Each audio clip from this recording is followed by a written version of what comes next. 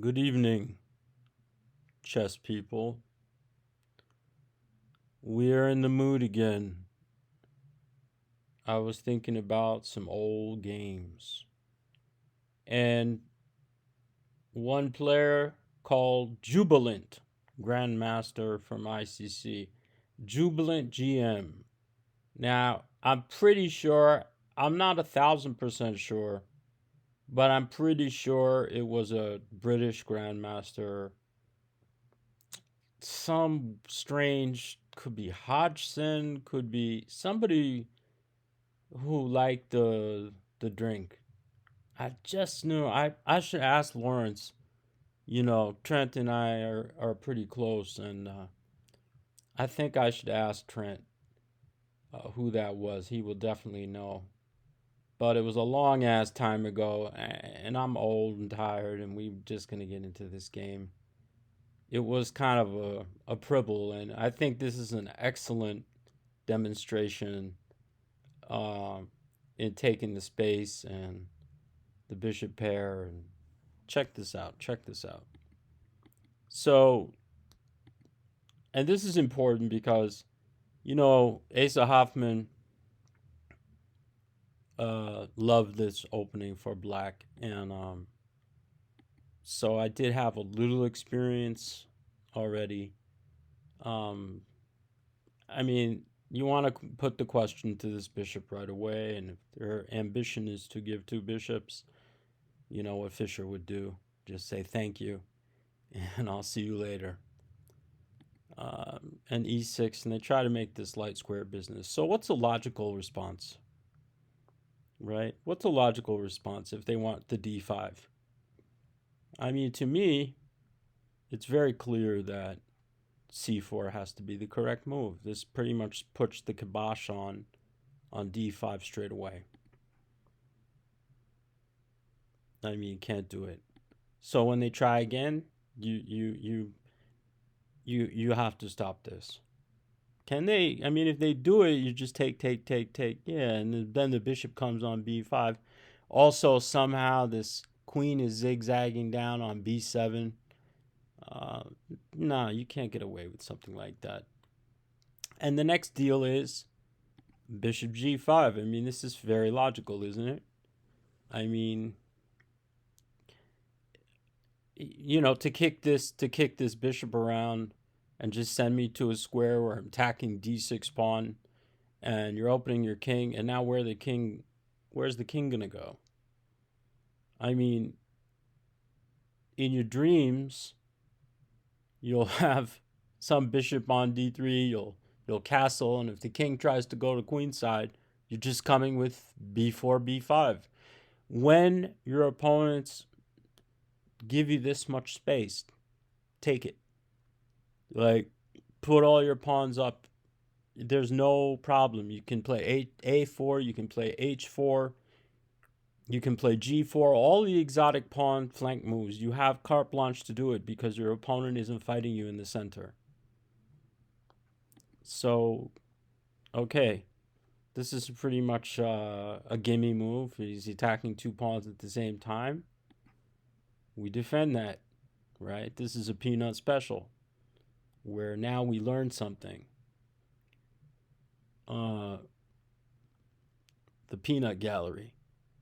So you hit it. Now we're defending. We're adding more pressure. I mean, everything is can't castle long. F7 is hanging. I mean, what more do you want out of a position? So what to do if you can't go d5? How about a6? Oh, a6. I forgot about this. A6. I don't know what this is all about.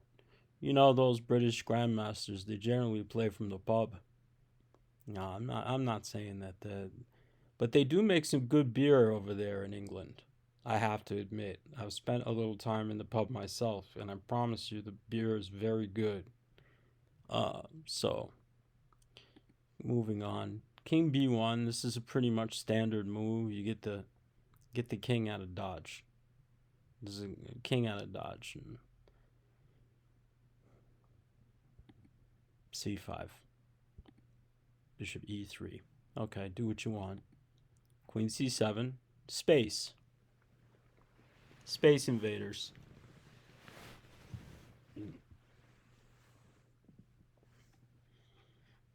What to do? I mean, with e5 again, I've just got so the black is so boxed in. This is g4. This is h4, and you'll see this in thematic stuff in my games where I had this with golden. If you look over the golden, you get a lot of recurring game themes in your own games where you see that patterns, right? And you just set them up again. So obviously I want g5 and bishop h3. I know that the man is trying to get away. This is just too much space, in my opinion.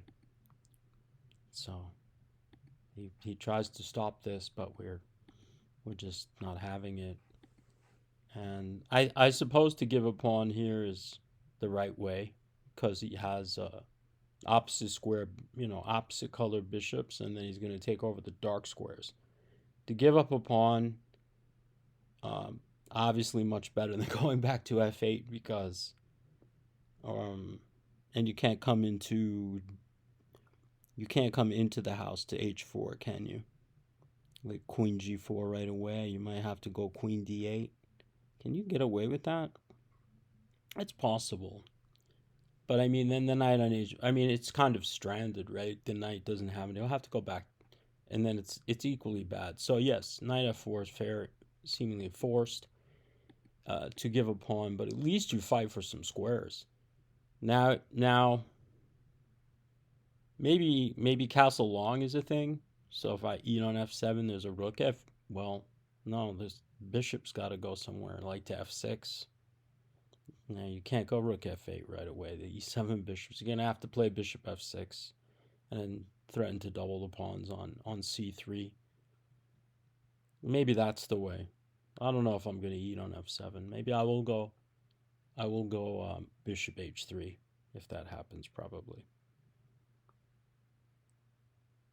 To make sure there's no bishop f6, right? Because if the king is pinned and the knight is pinned, then there's queen takes f6, right?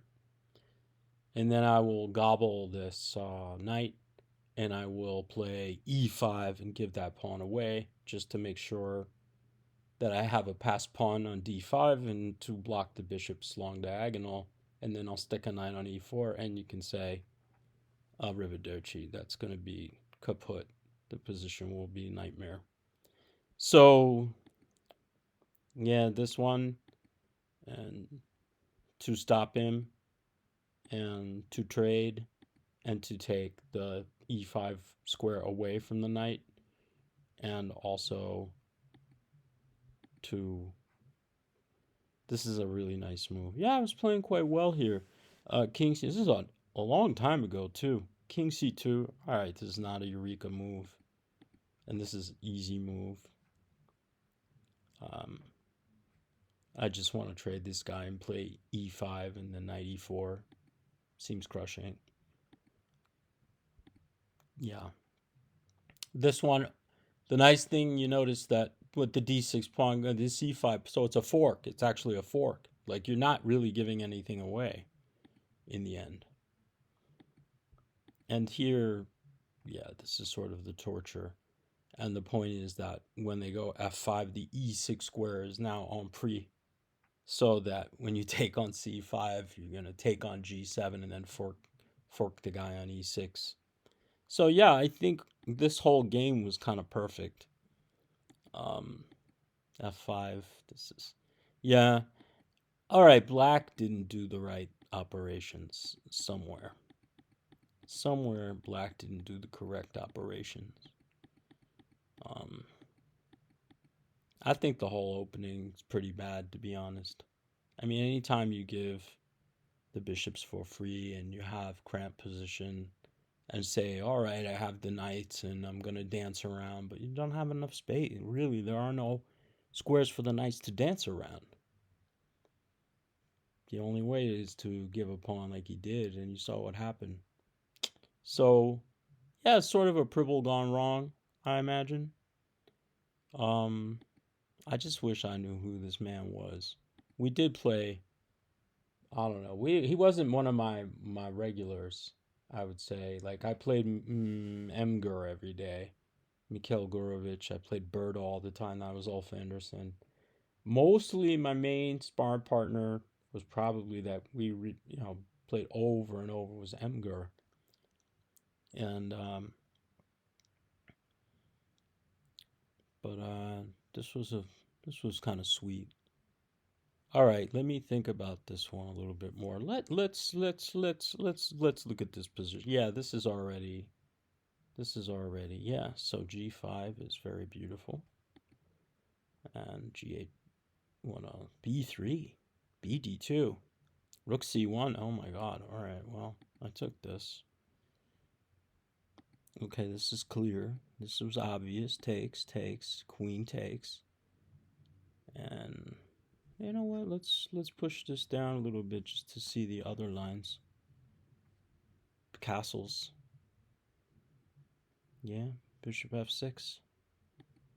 Bishop 95. This was the new lemon. This was what? Queen H2. Okay. Queen H2. All right. This one no. This one no. All right. This seemed to be very logical to me that I was just going to be very happy. And Bishop F6 it wants. This is correct. And Rook G8. Bishop takes C3. Rook B8. Bishop C3 and Rook B8. Holy moly. Alright, castle's no good. It's a new lemon. And now, this was a... What? E5 here? Oh, man. A4?